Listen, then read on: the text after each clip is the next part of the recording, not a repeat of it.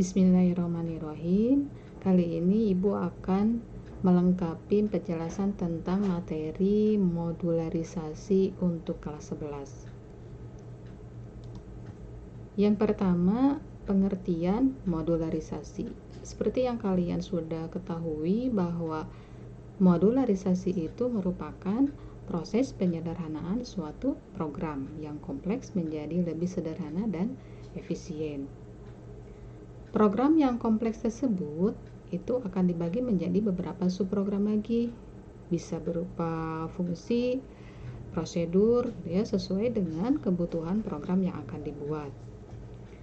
Nah, subprogram tersebut itu sering juga disebut sebagai subroutine, modul, prosedur, atau fungsi, atau juga bisa dikatakan kita itu membuat sebuah kelas.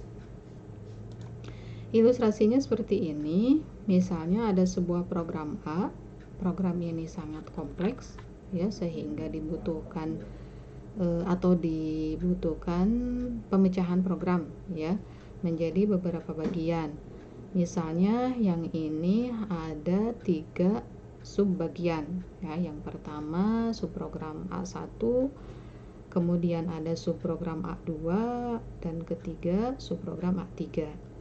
Nah, dari subprogram ini juga itu bisa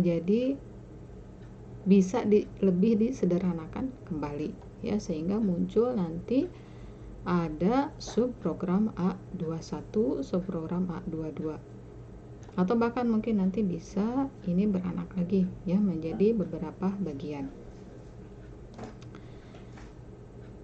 Apa manfaat modularisasi ini? Ya, yang pertama itu kemudahan dalam pelacakan error.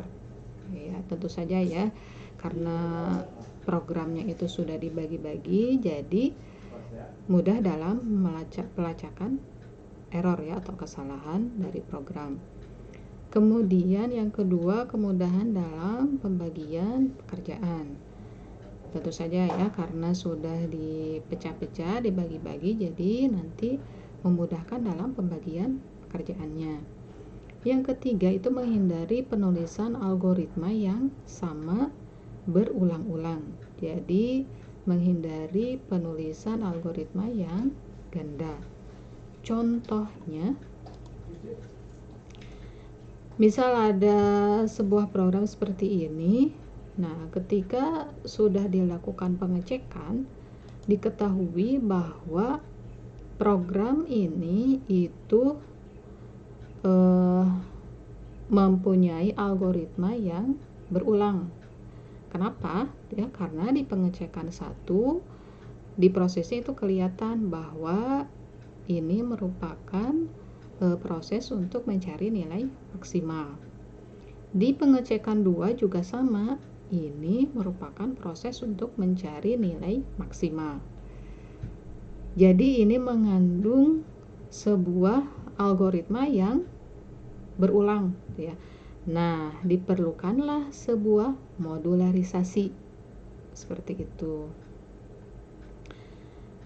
Bagaimana membuat modularisasi ini?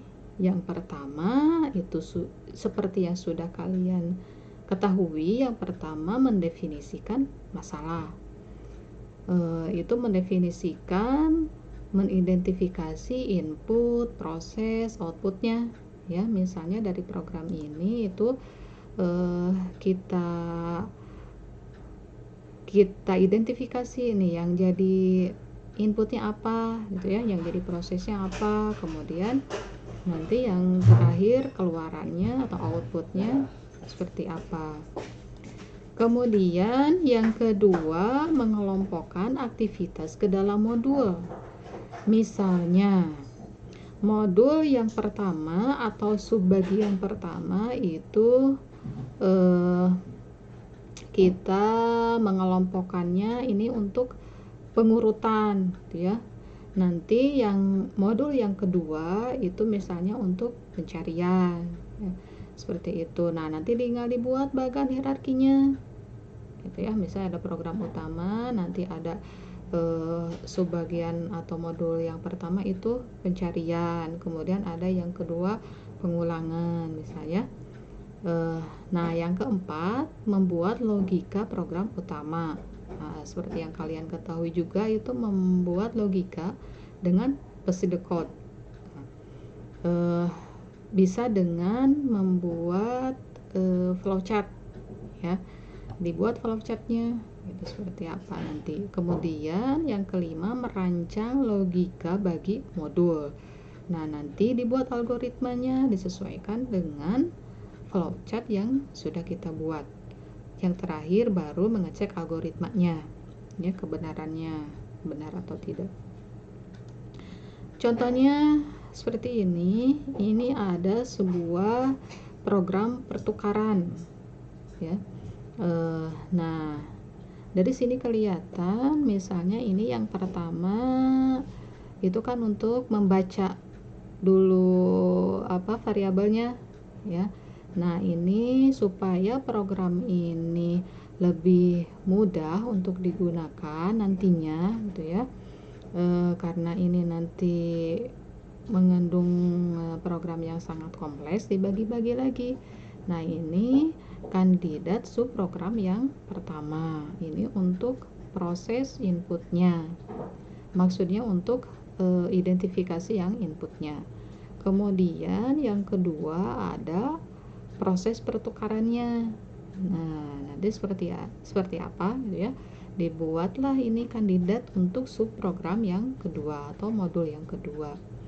Yang ketiga ini untuk outputnya, ya, untuk keluarannya seperti apa. Nah, ini dibuat sebagai subprogram yang ketiga. Kita buat dulu ini untuk subprogram yang pertama.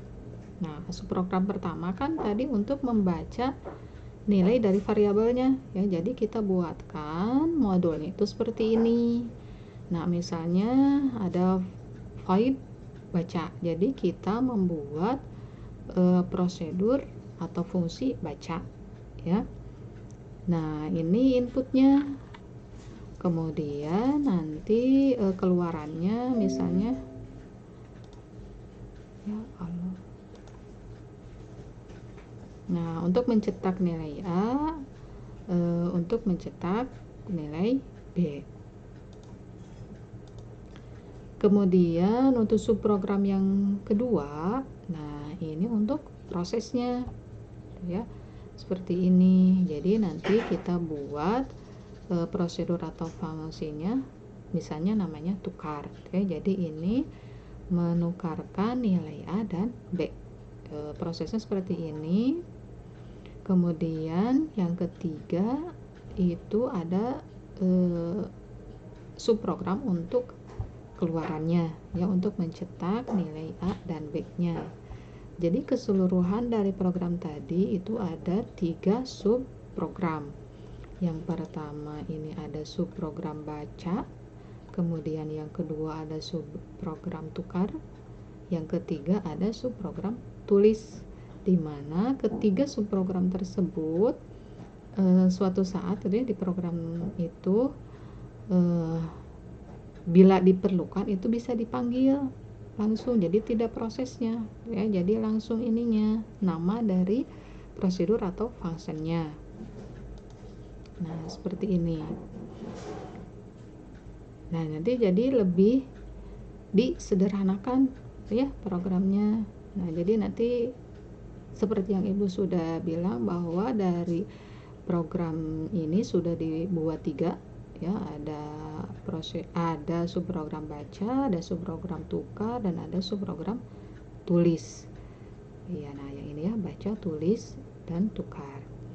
Nanti di algoritmanya itu tinggal dipanggil saja ini, ya, baca A B. Jadi nanti akan mengikuti program atau algoritma yang sudah dibuat prosedurnya, gitu ya, atau sudah dibuat functionnya.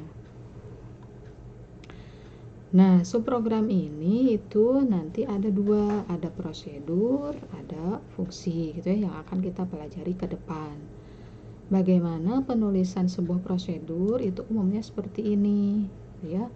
Nanti ada prosedur nama prosedurnya apa gitu ya, kemudian dideklarasikan variabelnya, kemudian algoritmanya nanti seperti apa, dan fungsi juga sama. Ini ada fungsi, kemudian nama fungsinya itu mau apa, sama seperti prosedur, ada deklarasi variabel dan algoritmanya.